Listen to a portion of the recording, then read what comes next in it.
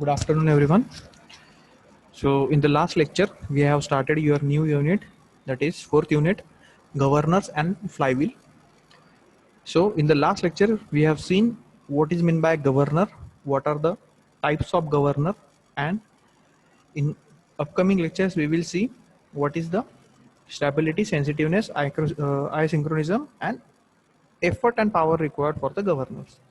So in last lecture, we have just seen the introduction regarding the governors and introduction regarding the flywheels. What is the function of governor and what is the function of flywheel? Then we also see what is the difference between governor and flywheel. Okay. So in the last lecture, we have also covered this part, that is types of governor, how the governors are broadly classified. So it is just classified into two types: centrifugal governor and inertia governor. And here the classification of centrifugal governor is also given. Okay. So the function of governor is to maintain or regulate the mean speed of the engine when there is a variation of load. Means जब जब जेव्हा जेव्हा तुमच्या variation स्पीडचं variation होत असेल, load variation झाल्यामुळे speed vary झाला असेल, तर मीन स्पीड रेग्युलेट करण्याचं फंक्शन गव्हर्नर करत असतो. तसंच फ्लायव्हीलचं फंक्शन काय आहे? Flywheel controls the speed variation caused by the fluctuation of the engine turning moment during each cycle of the operation. म्हणजे ज्या आयसी इंजिन मध्ये होणाऱ्या सायकल्स आहेत त्याच्यातल्या स्पीड फ्लक्च्युएशनला फ्लायव्हील कंट्रोल करत असतो. Okay. So this is a basic difference between function of governor and function of flywheel. So governors, centrifugal governors and inertia governors are the two types of governors, in which centrifugal governors are classified as pendulum type and loaded type. Then loaded type is also classified into two types, that is deadweight governor and spring loaded governor. Deadweight governors are also classified in two types, Porter governor and Proel governor, while spring control governors having four types: Hartnell governor, Hartung governor, Wilson Hartnell governor and Pickering governor. So this is all about the classification. Now we will see what is meant by centrifugal governor, how they functions, and we will explain this with the help of this neat diagram. So question may be asked in your examination, explain the centrifugal governor in details. So in that at that time you need to draw this diagram, explain the construction of this particular diagram, then we will explain the working principle. Okay, so let us start. The centrifugal governors are based on the balancing of centrifugal force. Okay, so centrifugal force is the force when we draw a circle, and from the center of that circle, the force acting from the center towards the circumference of that circle is known as centrifugal force. Centrifugal force काय असतो? जर आपण एक circle draw केलं, त्या सर्कलच्या सेंटरला एक पॉईंट घेतला, सेंटर पॉईंट, त्या सेंटर पॉईंट पासून टुवर्ड्स द सर्कमफरन्स जाणारा जो पण सेंट्रिफ्युगल जो फोर्स ऍक्ट होईल, that is the centrifugal force. त्याची व्हॅल्यू असते mr omega square, where m is a mass, r is a radius and omega is a angular velocity. Okay, so centrifugal governor त्याच्या नावातच आहे, centrifugal फोर्सला balance करतो. इथे दोन तुम्हाला लिम्स दिसतात ना, एक हा एक आर्म आहे आणि हा एक दुसरा आर्म आहे. तर या दोघी आर्म्स मध्ये सेंट्रिफ्युगल फोर्स बॅलन्सिंग करण्याचं काम सेंट्रिफ्युगल गव्हर्नर करत असतो. Okay, so centrifugal governor balance the centrifugal force by the rotating balls by an equal and opposite radial force known as controlling force. Okay, तर त्याचं कन्स्ट्रक्शन बघूया. पहिले आपण कन्स्ट्रक्शन कंप्लीट करू. इथे बघा काय दिसतं, एक व्हर्टिकल स्पिंडल आहे. या व्हर्टिकल स्पिंडलला या दोन आर्म्स जॉईन केल्या आहेत. ओके, या दोन आर्म्स आहेत. या आर्म्सच्या एंडला फ्लाय बॉल्स लावलेले आहेत. हा इकडे फ्लाय बॉल आहे, इकडे पण फ्लाय बॉल आहे. दोघांचं सेम मास आहे. Okay, length of arms is also same. Then ह्या लिंकेज दोन लिंक्स आहेत, ह्या दोन लिंक्स ह्या आर्म्सला कनेक्ट केलेल्या आहेत. ही एक लिंक आणि ही दुसरी लिंक सेम लेंथच्या, आणि त्या लिंकच्या खाली इथे एक स्लीव दिलेली आहे. ठीक आहे, लिंकच्या खाली थोडं डिस्टन्स आहे आणि खाली एक स्लीव दिलेली आहे. या स्लीव मध्ये एक क्रँक फिट केलेला आहे. या स्लीव मध्ये एक क्रँक फिट केलेला आहे, that is a bell crank lever. Okay, हा बेल क्रँक लिव्हर एक फिट केलेला आहे. इथे पिवोट दिला आहे त्याला, आणि तिथून तो कनेक्टेड आहे थ्रोटल वॉलला. थ्रोटल वॉलला कनेक्ट केलेला आहे. ठीक आहे. त्यानंतर इथे बघा एक स्टॉपर दिलेला आहे, खाली एक स्टॉपर दिला आहे. S means stopper. म्हणजे काय होतं माहिती का, ऑपरेशन जेव्हा वर्किंग होत असतं याचं, तेव्हा ही स्लीव्ह रोटेट होत असते, सॉरी स्लाइड होत असते ह्या दोघी स्टॉपर्सच्या मध्ये. ठीक आहे. ते कसं होतं वर्किंग आपण पुढे बघू, पण कन्स्ट्रक्शन पहिले समजून घेऊ. हे दोन स्टॉपेज दिलेले आणि त्याच्यामध्ये ही स्लीव्ह फिट आहे आणि स्लीव्हला बेल क्लँक रिव्हरने कनेक्ट केलेलं आहे. ठीक आहे. तर सप्लाय ऑफ वर्किंग फ्लूइड इथून येतोय आणि थ्रोटल वॉल काय करतोय, जसा जसा लोड व्हॅरिएशन होईल तसं तसं थ्रोटल वॉल ओपन होईल आणि क्लोज होईल. ओके. सो हा जो स्पिंडल आहे, या स्पिंडलचा जो लास्ट एंड आहे तो कनेक्ट केला आहे बिवेल गिअर्सला. आता बिवेल गिअर्स काय असतात किंवा स्पर्म गिअर्स काय असतात हे सगळे आपण पुढच्या युनिटमध्ये, जो आपण जो सेकंड आणि थर्ड युनिट आहे ना त्याच्यात आपण spur gear, bevel gear, helical gear, worm and worm gear, हे सगळं आपण सेकंड आणि थर्ड युनिटमध्ये कव्हर करणार आहोत. ते युनिट मी याच्यासाठी राहू आहे कारण सायमल्टेनियसली इकडे तुमचा गिअर टर्मिनॉलॉजी MQC मध्ये पण स्टार्ट करेल आणि तिकडे आपण सेकंड युनिट तुमचं गिअरचं स्टार्ट करू, जेणेकरून कसं आहे थेरॉटिकल पार्ट MQC मध्ये कव्हर होऊन जाईल आणि न्यूमेरिकल पार्ट तुमचा टॉममध्ये कव्हर होऊन जाईल. ठीक आहे. That's why I skip these 2 units and directly move towards the 4th unit. Okay. So इथे बिवेल गिअर अरेंजमेंट दिलेली आहे, त्याच्यात एक गिअर काय हॉरिझॉन्टल आणि एक व्हर्टिकल गिअर दिलेला आहे. म्हणजे काय होतं असं माहिती आहे का, जनरली हा जो हॉरिझॉन्टल शाफ्ट आहे त्या शाफ्टला हा बिवेल गिअर कनेक्ट केलेला आहे आणि हा शाफ्ट इंजिनला कनेक्ट आहे. इथे तुमचं इंजिन असेल तर या इंजिनला हा शाफ्ट कनेक्ट केला आहे. इंजिन जसं पॉवर प्रोड्यूस करेल तसं तसं हा शाफ्ट मूव्ह होईल, हे बिवेल गिअर मूव्ह होतील आणि तुमचा बिवेल गिअर अरेंजमेंट हा स्पिंडल रोटेट होईल. जसं जसं लोड व्हॅरिएशन होईल तसं तसं इथे जसं जसं इंजिनवर लोड व्हॅरिएशन होईल तसं तसं हा बिवेल गिअर रोटेट होईल, हा स्पिंडल रोटेट होईल आणि याचं फंक्शनिंग होत राहील. आता हे फंक्शनिंग कसं होतं ते बघूया आपण. These balls are known as governor balls or fly balls. हे जे दोन बॉल्स यूज केलेले आहे, that balls are known as fly balls or governor balls. The ball revolve with a spindle which is driven by the engine through bevel gears. म्हणजेच काय, engine through bevel गिअरला power मिळेल, त्याच्यामुळे काय होईल, हे हा व्हर्टिकली मूव्ह होईल तर हा हॉरिझॉन्टली मूव्ह होईल. हा जेव्हा असा रोटेट होईल हॉरिझॉन्टली त्यावेळेस हा व्हर्टिकल स्पिंडल पण काय होईल, रोटेट होईल आणि ह्याच्या अबाउट हे तुमचे जे बॉल्स आहेत हे रिव्हॉल्व्स होतील. हा स्पिंडल रोटेट व्हायला लागला की हे बॉल त्याच्या आजूबाजूला रिव्हॉल्व्ह होतील. आपल्याकडे याचा प्रॅक्टिकल सेटअप आहे, मी तुम्हाला लॅबमध्ये दाखवेल किंवा यूट्यूबवर तुम्ही गव्हर्नरचे व्हिडिओज बघू शकतात. तिथे तुम्हाला कळेल की इंजिनचा जो स्पीड असतो जसा जसा वाढेल कमी होईल तसं तसं हा स्पिंडल पण रोटेशन होईल. आता हा जेव्हा रोटेट होईल तेव्हा हे याच्या अराउंड रिव्हॉल्व्ह होतील, म्हणजे गोल गोल फिरतील. तर याचं जे रिव्हॉल्वेशन आहे, तर ह्या ज्या लिंकेज आहेत, हे आर्म्स जे आहेत, हे आर्म्स काय होतात, हे ह्या डायरेक्शनमध्ये मूव्ह होतात. म्हणजे हा स्ट्रेच आउट होईल तर इकडे जाईल, हा पण स्ट्रेच आउट होईल तर इकडे जाईल. परत जेव्हा ते जवळ येतील कॉन्ट्रॅक्ट होईल, ठीक आहे, एक्सपांड होतील तेव्हा इकडे जातील आणि जेव्हा कॉन्ट्रॅक्ट होईल तेव्हा हा बॉल पण इकडे जवळ येईल आणि हा पण इकडे जवळ येईल. ठीक आहे. एक तुमचे जसे आर्म्स आहेत, हात असतात आपले आपले हात असे आपण इकडे पण पसरवू शकतो आणि इकडे पण ना, तसं जवळ जर घेतले तर इथे टच होतील. ठीक आहे. तर अकॉर्डिंग टू लोड व्हॅरिएशन हे कॉन्ट्रॅक्शन आणि expansion of that particular arms takes place. ते कसं ते बघूया. The upper end of the arm are pivoted to the spindle.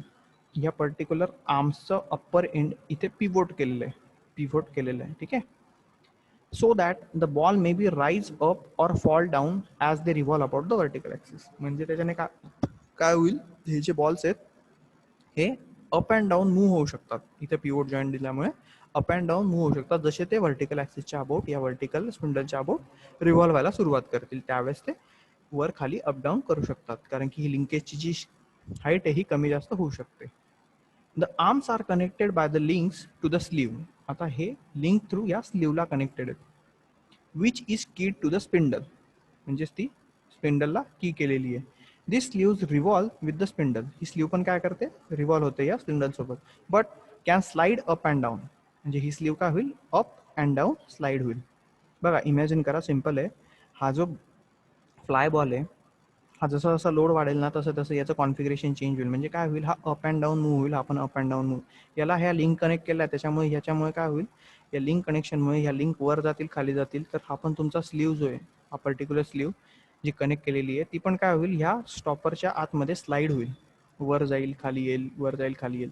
तर जसं जसं इथे स्लाइड व्हेरिएशन होईल तसं तसं इथे बेल क्रँक थ्रू आपण वॉलचं कनेक्शन जे दिलेलं आहे, वॉल थ्रोटल वॉलला जे कनेक्शन दिले ते थ्रोटल वॉल ऑन आणि ऑफ किंवा याचं कॉन्फिगरेशन चेंज होईल.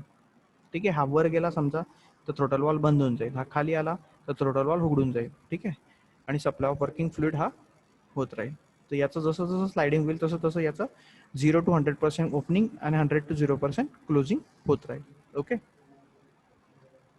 So this is all about your centrifugal governor. आपण याचं वर्किंग परत एकदा एक्सप्लेन करून देतो मी तुम्हाला. The balls and the sleeves rise when the spindle speed increases. जेव्हा स्पिंडलचं स्पीड वाढेल त्यावेळेस हे बॉल राईज करतील and falls when the speed decreases. आणि हे बॉल फॉल होतील जेव्हा स्पीड डिक्रीज होईल. हा इंजिनचा स्पीड वाढला की हे बॉलचा स्पीड इन्क्रीज होईल, हे बॉल वर जातील आणि स्पीड डिक्रीज झाला की ते खाली येतील. ठीक आहे, त्याच्याने काय होईल, तुमचा सप्लाय ऑफ फ्युएल हा कंट्रोल केला जाईल. In order to limit the travel of sleeve in upward and downward direction, two stop SS are provided on the spindle. म्हणजे हेच काय करतो आपण, लिमिट दिलेलं आहे ह्या स्लीवचं जे अपवर्ड अँड डाऊनवर्ड डायरेक्शन मध्ये जे मुवमेंट आहे, ही जी मुवमेंट आहे स्लायडिंग मुवमेंट, ह्या स्लायडिंग मुवमेंटला कंट्रोल करण्यासाठीच आपण इथे स्टॉपर्स दिलेले आहेत. हे स्टॉपर्स आहेत म्हणजे या स्लीवचं मुवमेंट स्टॉप करेल. ठीक आहे, the sleeve is connected by bell crank lever to the throttle valve. ही sleeve bell crank lever through आपण थ्रोटल वॉलला कनेक्ट केलेली आहे.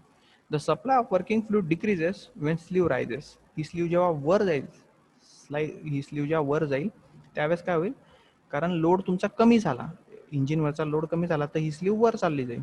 तर त्यावेळेस काय होईल, सप्लाय ऑफ फ्लुइड डिक्रीजेस. त्यावेळेस सप्लाय ऑफ फ्लुइड डिक्रीज होईल. Wien the slew rises and increases Wien it falls. आणि ज्यावेळेस तुमचा इंजिनवरचा स्पीडचा लोड जेव्हा वाढेल त्यावेळेस काय होईल, ही स्लीव खाली येईल. खाली आल्यानंतर काय होईल, इथे सप्लाय ऑफ वर्किंग फ्लुइड वाढेल. म्हणजे तुमचा लोड वाढला तर इथे सप्लाय ऑफ फ्युएल वाढतो, लोड कमी झाला की सप्लाय ऑफ फ्युएल कमी होतो. ठीक आहे, आपण हे सगळं अरेंजमेंट थ्रू स्लीव आणि बेल क्रँक लिव्हर कंट्रोल करत असतो. These result in decrease in the centrifugal force of the ball. Hence, the ball move inward and the sleeve move downward. जेव्हा इनवर्ड बॉल मूव्ह होत आहे तेव्हा slew downward होते, इंजिनचा load वाढलेला आहे आणि सप्लाय ऑफ फ्युएल कमी झालेलं असतं. ठीक आहे, the downward movement of the sleeve operate a throttle valve at other end of the bell crank lever to increase the supply of working fluid. तेच आहे की काय होईल, तो सप्लाय कमी जास्त कसा होतोय ते तुमच्या भाषेत तुम्ही एक्सप्लेन करायचं. ठीक आहे, Wien the load on the engine decreases. आता इंजिनवरचा लोड कमी झाला तर काय होईल, the engine and the governor speed increases. जेव्हा लोड कमी होतो तेव्हा गव्हर्नरवरचा स्पीड वाढतोय ना, गव्हर्नर हायली स्पीड रोटेट व्हायला लागतो, म्हणून तो त्यावेळेस काय करतो, it result in increasing centrifugal force of the ball and दस ball moves outward and the sleeves rises upward. म्हणजे काय होतं, जेव्हा इंजिनवर स्पीड इंजिनवरचा स्पीड कमी होतो तेव्हा तुमच्या गव्हर्नरचा जो स्पीड आहे तो वाढतो. गव्हर्नरचा स्पीड वाढल्यामुळे ह्या स्लीव्ज वर चालली जाते, ही स्लीव वर गेल्यामुळे हे बॉल एक्साइट म्हणजे हे काय होतात, आर्म्स ओपन होतात आणि सप्लाय ऑफ फ्युएल तुमचा ऑटोमॅटिकली कमी केला जात असतो. ठीक आहे, आणि याच्याच अपोजिट जेव्हा लोड कमी होईल तेव्हा ते बॉल जवळ येतील, स्लीव खाली येईल आणि सप्लाय ऑफ फ्युएल वाढवला जाईल. This upward movement of the sleeve reduces the supply of working fluid and hence speed decreases. In this case, power output is reduced. ठीक आहे, सो हेच आपण इंग्लिशमध्ये तिथे एक्सप्लेन केलेलं आहे. So this is all about your centrifugal governor. ठीक आहे, सेंट्रिफ्युगल गव्हर्नरचं हे वर्किंग प्रिन्सिपल आहे. सेंट्रिफ्युगल फोर्सवर तो वर्क करतो. Arm, spindle, sleeve, linkage, bell crank lever, throttle valve हे सगळे त्याचे पार्ट्स आहेत आणि ते कसे वर्क करतात ते तुम्हाला लिहायचं आहे. एक्झाममध्ये तुम्हाला याच्यावर क्वेश्चन येण्याचे चान्सेस आहेत. जर थेरॉटिकल क्वेश्चन आला तर विचारला जाऊ शकतो. Next, terms use in the governor. आता गव्हर्नरच्या काही टर्म्स आहेत, इथे 5 टर्म्स दिल्यात, आपण 5ही टर्म कव्हर करू. So following are the terms used in the governor are important from the subject point of view. First is the height of governor. Governorची height. It is a vertical distance from center to center of the ball to a point where the axis of the arm intersect on the spindle axis. It is usually denoted by h. h म्हणजे height of governor काय? It is a vertical distance from center of the ball to the point where the axis of arm intersect. म्हणजे काय, या ball पासून ह्या आर्म्सच्या ह्या एंडमध्ये जेवढं पण डिस्टन्स आहे that is the height of governor. कारण की हा जेवढा एक्सपांड होईल तेवढीच तुमचं गव्हर्नरची हाईट राहील. Equilibrium speed. It is the speed at which governor, balls, arms, etc. are completely equilibrium and the sleeve does not tend to move upward and downward. म्हणजे ही स्लीव जी आहे ही एका पॉइंटला एका स्पीडला अशी कॉन्स्टंट राहील जेणेकरून ती वरही जाणार नाही खाली जाणार नाही. इक्विलिब्रियम म्हणजे कॉन्स्टंट स्पीड. समजा 100 RPM तर 100 RPMच स्पीड राहतो तो खाली. त्याच्यामुळे काय होईल स्पीड व्हेरिएशन होत नाही आहे, कॉन्स्टंट स्पीड आहे. त्याच्यामुळे स्लीव मुवमेंट अपवर्ड डाऊनवर्ड होत नाही आहे आणि बॉल पण कसे स्टेबल आहे. That speed is known as equilibrium speed. बघा, it is the speed at which governor, balls, arms etcetera are complete in equilibrium and sleeve does not tends to move upward and downward. That is the equilibrium speed. Then mean equilibrium speed. It is the speed at which mean position of the ball or the sleeve. ज्या स्पीडला बॉल्सची position ही मीन position तो maintain करेल त्याला आपण मीन equilibrium speed म्हणूया. Maximum and minimum equilibrium speed. The speed at the maximum and minimum radius of rotation of the ball without tending to move either way are known as maximum and minimum equilibrium speed. म्हणजे काय तो the speed of the maximum or minimum radius of rotation. जेव्हा maximum radius of rotation किंवा minimum radius of rotation असेल त्यावेळेस जो speed असतो that is the maximum and minimum equilibrium speed. म्हणजेच काय होतं ह्या ज्या स्लीव्ज आहेत या एकदा मॅक्झिमम पोझिशनला एकदा मिनिमम पोझिशनला जेव्हा रोटेशन करत असतील तेव्हा त्याला आपण maximum and minimum speed of equilibrium speed असं म्हणू शकतो. Then finally sleeve lift. It is the vertical distance which the sleeve travel due to change in equilibrium speed. म्हणजे आता हा जो स्लीव आहे हा जेवढा वर जातो व्हर्टिकल डिस्टन्स हा मूव्ह करतो ह्या पॉईंटपासून ह्या पॉईंटपर्यंत that distance is known as sleeve lift. तो जितका वर जाईल that is the sleeve lift. So this is all about the governor terms. There can be many equilibrium speed between the mean and the maximum and the mean and the minimum speed equilibrium. म्हणजे काय जो तुमचा maximum मीन speed असेल किंवा minimum मीन speed असेल त्याच्यामध्ये हे n number of equilibrium speed असू शकतात. बघा आता ही कॉन्सेप्ट समजायला थोडं कसं आहे. आता हा जो स्लीव आहे हा याच्यामध्ये कंटिन्युअसली स्लाइड होत राहील त्याच्यामुळे स्पीड व्हेरिएशन कंटिन्युअस होत आहे. तर जेव्हा तो वरती राहील तेव्हा त्याचं मॅक्झिमम स्पीड समजा खाली येईल तेव्हा मिनिमम स्पीड. या मॅक्झिमम आणि मिनिमम स्पीडमध्ये जो इक्विलिब्रियम स्पीड राहील तो मेनी असतील कुठेही तो इक्विलिब्रियमला कंटिन्यू करू शकतो. ठीक आहे, कुठल्याही एका स्पीडला तो स्टेबल झाला की that is the equilibrium speed of that particular governor. Okay, so this is all about today's lecture. In the next lecture we will cover what is Porter governor and analysis of Porter governor. याचे numerical आपल्याला बघायचे आहेत. तर पुढच्या युनिटमध्ये तुम्ही पुढच्या लेक्चरला तुम्ही नोटबुक सोबत ठेवाल. आपण याचा ॲनालिसिस करू आणि न्यूमेरिकल स्टार्ट करून देऊ. ठीक आहे.